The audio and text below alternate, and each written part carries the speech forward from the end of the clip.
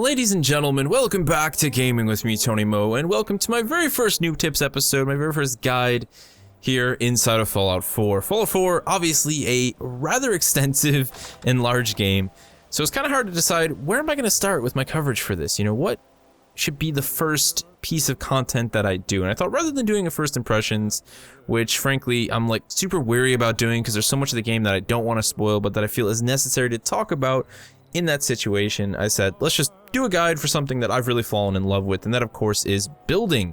Building on your settlements. This is honestly one of the systems that I was most blown away by when they actually announced it for Fallout 4, and now that it's here, I'm just completely enamored with it. I've spent so much time in it, tearing down houses, rebuilding them, just having fun, learning the system, finding all of its sort of foibles and foibles, as I always say, because it's not perfect. There's some issues, and I kind of want to point some of that stuff out so you guys would be aware of it when you're going to build your own house.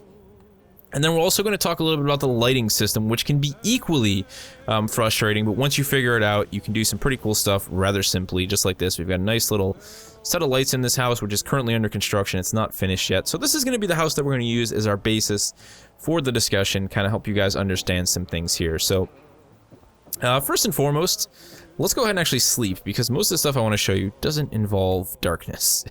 It's much easier to showcase this in the daytime, so we'll let that pass. And really, we're not going to spend too much more time building here. I don't actually have that many resources left to build on this house currently. I need to go do some more scrapping. But like I said, there were a lot of small things that I ran into in my time spent with the game. I'm at like 15 hours now. I think I've probably spent about 2 hours of that building houses.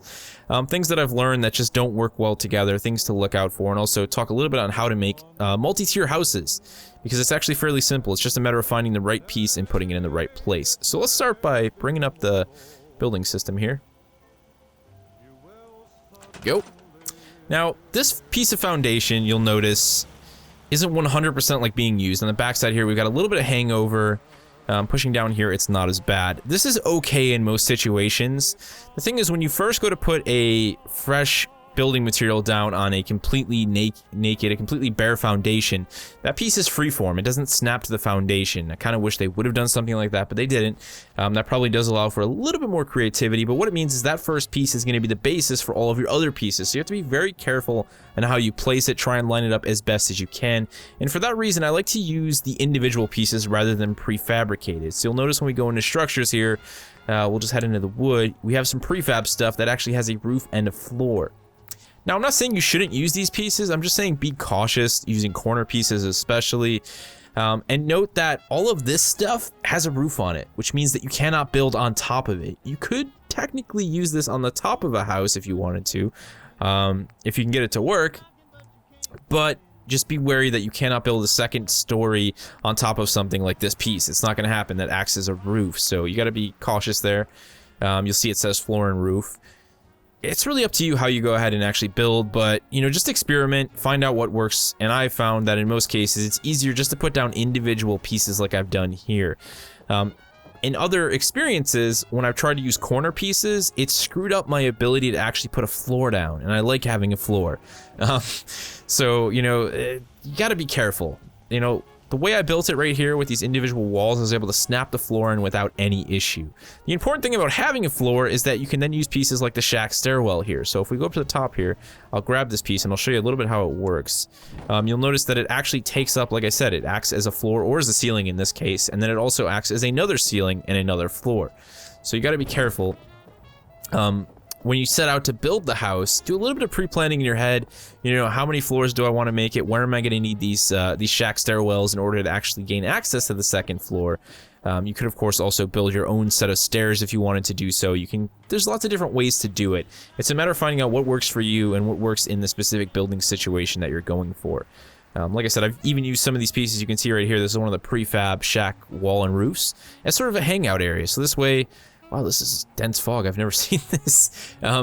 If we were being invaded by bandits, you can see we've got the guard outpost up ahead. There's two turrets up there. I could sit back here with, say, my sniper rifle and cover the settlers, kind of pick off bandits and raiders as they come into the area. So that's definitely something to consider when building. You know, just something a little bit fun there.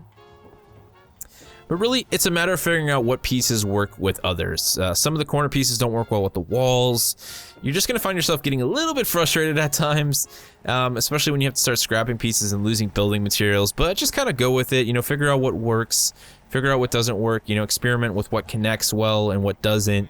And it's all very easy. The actual building system, you know, it flows very well. You can rotate pieces. There's nothing really extremely complex about it. Again, it's just finding out what pieces are going to work where and figuring out how you're going to build your house and how you're going to put it all together. Very much, you know, like Minecraft. A lot of trial and error to decide on how to make things look the way that you want them to look. And then, of course, you can start putting things inside. I put a bed and a desk and a chair for no reason whatsoever other than I thought I was going to have a lot more materials when I initially put those elements down. So let's go ahead and head downstairs now that we've talked a little bit about that. Like I said, there's a lot to look through here. The biggest thing you can do is make sure you're looking at all these pieces. I mean, you've got like railings and fences that you can use in different situations. You've got a small bridge you can have here. I mean, you can put pieces wherever you want, however you want. You can have your own custom set of stairs if you decide to build the house higher off the ground. You could have access from the outside. You've got a lot of ways to make it work. It's just a matter of making sure the pieces go well together, they snap, or at least they line up properly so that you don't have any real issues in further building instances. So let's go ahead and talk about lighting systems. Let's talk about using electricity.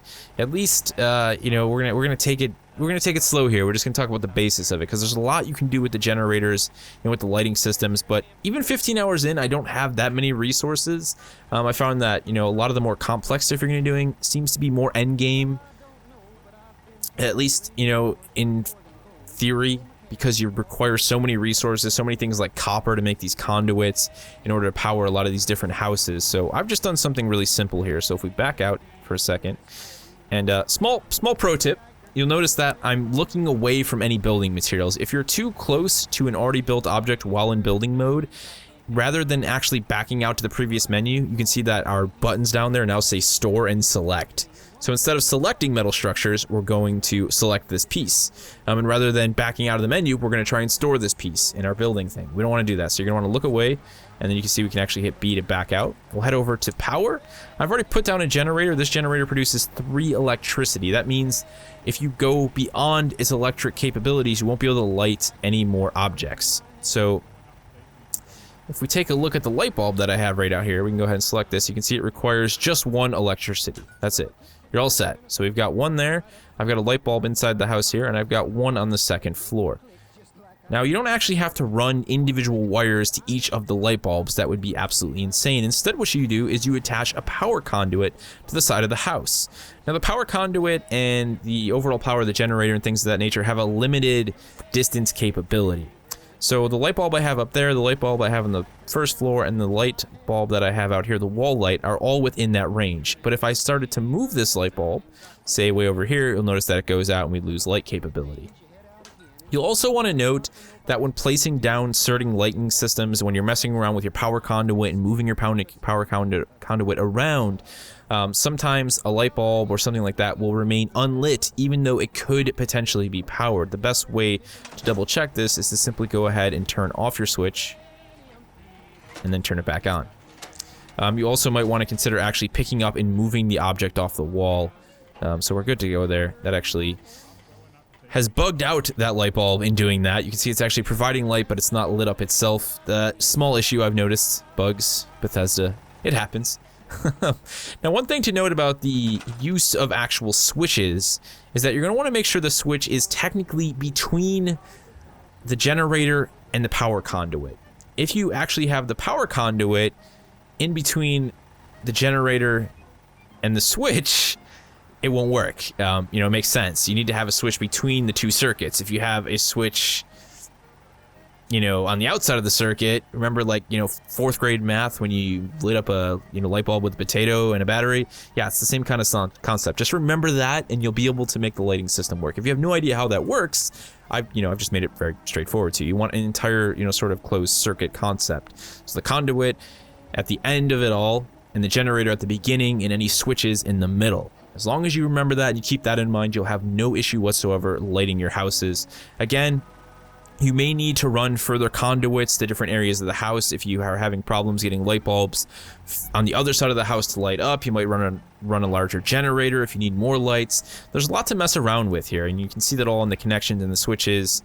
It's just a matter of experimentation. Like I said, I preferred to go with the power pylon. There are individual light switch you could actually run, such as this one right here that you could put on the side of the building. Some things seem to work better in some situations than others. Let's put it that way. I don't know if it's because there's just, you know, some of it gets bugged out, or there's problems with like the environment meshing with the power lines, but you'll have trouble at times connecting power lines. Try moving your conduits, try moving your switches. These are all things that can seem to clash with the actual building materials themselves, and then, you know, disallow you from actually connecting a power line. So things to mess with. And if you look down here, you can see there's a lot of other crazy stuff. You've got laser tripwires, you've got delayed switches. I mean, moving over to the miscellaneous, we've got terminals, light boxes, powered speakers. You know, you can really build anything you can possibly think of. Bethesda demonstrated that, and they've held true to their word. These are all things, like I said, that require quite a few resources. The biggest one at the end of the day is copper. I tend to have a ton of wood, a ton of steel, and a ton of circuitry, but copper is one of the more difficult things to come by. So if you want to start building all of these cool powered speakers and light boxes, you're going to want to be doing a lot of searching and scavenging for copper. But I think that covers the basis, guys, of building and lighting your house. Again, just a very simple overview to kind of help break things down for you guys, make you aware of some of the problems that I've ran into that you need to be aware of when building. A lot of it at the end of the day, as I said, is just simple experimentation. Find out what works where, what doesn't work where, and don't get too frustrated with it. Admittedly, it's a system that can sometimes be a bit frustrating. I mean, for example, when I was trying to record this, I was having tons of trouble getting my lighting system to work. It's just a matter of trial and error, much like redstone lighting inside of Minecraft. You're gonna have to experiment with it, spend some time moving it around. One thing that I would recommend is that every time you have a problem, don't just scrap a pylon and then put a new one down, because you're going to waste resources. Try and move that pylon, reattach the wires, just don't scrap it. You can store it, and that'll actually allow you to bring it back up later on without actually wasting any resources. So I strongly recommend when you make valuable items like pylons and like conduits that you store them rather than scrap them when, say, rebuilding a house. Keep that in mind. That's going to make things a lot easier for you. Now I need to go actually finish building the roof on the house over here that I completely tore down in an attempt to hope that I could demonstrate using this house, and it's made my settlers rather unhappy. So I'm gonna go ahead and take care of that. If you guys have any other questions regarding the lighting or building system in the game, I do plan on doing sort of an advanced tutorial in the future that takes a look at things like light boxes, the musical switches, and going into a little bit more detail on generators once I actually have acquired the resources myself to make use of them.